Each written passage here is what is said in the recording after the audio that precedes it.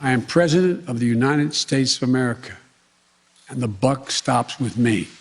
A forceful response to critics who have described the US withdrawal as a catastrophe amid desperate scenes of chaos at Kabul's airport, people crowding aircrafts trying to take off, and what appears to be disturbing images of people falling to their death. I stand squarely behind my decision.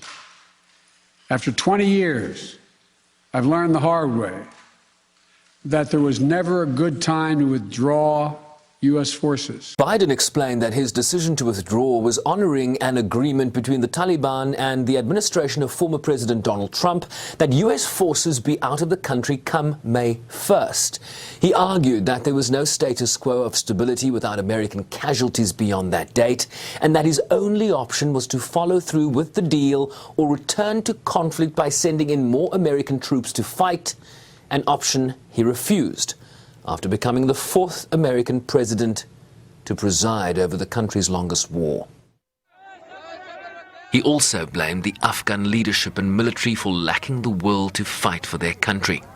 American troops cannot and should not be fighting in a war and dying in a war that Afghan forces are not willing to fight for themselves.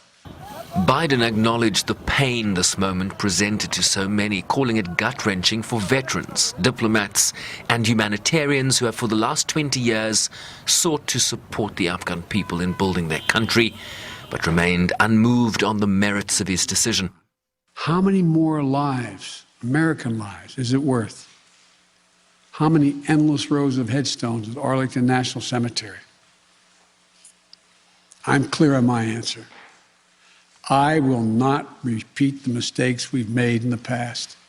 The US has deployed 6,000 troops to secure the Kabul airport to support evacuations, while the UN Security Council earlier called for a cessation of hostilities and the establishment of an inclusive government, which includes the full participation of women.